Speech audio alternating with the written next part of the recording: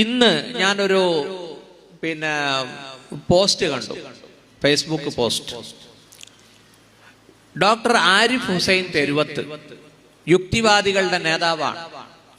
തൃശ്ശൂരിൽ നിന്ന് പെരുമ്പലാവ് പോകാതെ ഒരു ഷോർട്ട് കട്ട് റൂട്ടുണ്ട്, പേര് കിട്ടുന്നില്ല. അവിടെ ഒരു വാളിന് പോയപ്പോൾ ഭക്ഷണം കഴിച്ച വീട്ടുകാരൻ പറഞ്ഞു, ഉസ്താദ് ഇന്ന് യുക്തിവാദികളെ പറ്റി പറയുന്നുണ്ടെങ്കിൽ ആരിഫിന്റെ പേര് പറയരുത്, എന്താന്ന് ചോദിച്ചു.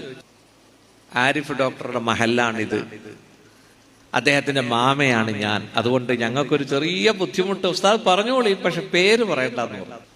ഈ ആരിഫ് ഹുസൈൻ ഇന്ന് ഫേസ്ബുക്കിൽ പോസ്റ്റ് ഇട്ടിരിക്കുന്ന നിങ്ങൾ വായിച്ചോ? ഹൂറന്മാരില്ലാത്ത നാട്ടിലേക്ക് ജിഹാദിയായ എന്റെ ഉമ്മ കടന്നു പോയിരിക്കുന്നു. ആരിഫ് ഹുസൈന്റെ ഉമ്മ മരിച്ചപ്പോ ഉമ്മാനെ ജിഹാദി എന്ന് വിളിച്ചു. ജിഹാദി എന്ന് പറഞ്ഞാൽ സംഘപരിവാർ, മുസ്ലിം ഉമ്മത്തിനെ അക്രമികൾ എന്ന അർത്ഥത്തിൽ വിളിക്കുന്ന പേരാണ് ജിഹാദി. ആരിഫ് ഹുസൈന്റെ ഉമ്മ അടിയുറച്ച മുസ്ലിമത്തായിരുന്നു, അതോടൊപ്പം സുന്നി ആദർശം ജീവിച്ച ഒരു സഹോദരിയാ.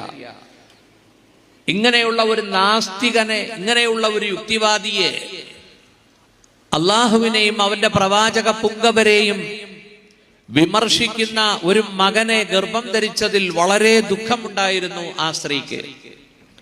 ആ സ്ത്രീയെ പറ്റി മകൻ എഴുതിയതാണ്, ഹൂറന്മാരില്ലാത്ത സ്വർഗത്തിലേക്ക് എന്റെ ഉമ്മ പോയി. ആരിഫിന് ഇപ്പോഴും സംശയമുണ്ട്, എന്താ സ്വർഗത്തിൽ ഹൂറികൾ മാത്രമേ ഉള്ളൂ, എന്താ ഹൂറികളായ ആണുങ്ങളില്ലാത്തത്, അതാ ഹൂറന്മാരെന്ന് പറഞ്ഞത്. സ്വന്തം ഉമ്മയെ പറ്റിയാണ് തെരുവത്ത് ഹാരിസ് ഇത് വിശേഷിപ്പിച്ചിരിക്കുന്നത്.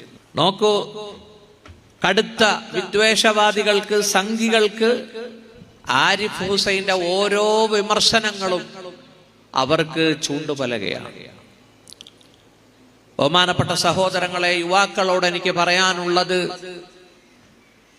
ചില യുവാക്കൾ ചോദിക്കും, ദൈവം എവിടെ, അള്ളാഹു എവിടെ? അവർക്ക് അള്ളാഹുവിനെ കാണിച്ചു കൊടുത്താലേ അവർ വിശ്വസിക്കൂ.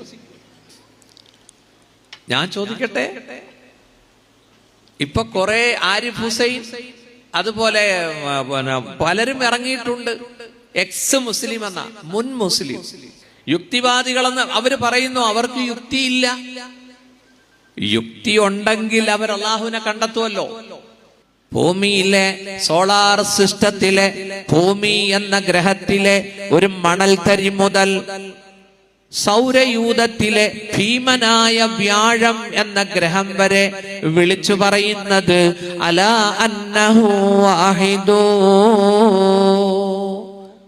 അല്ലാഹു ഏകനാകുന്നു എന്നാണ്.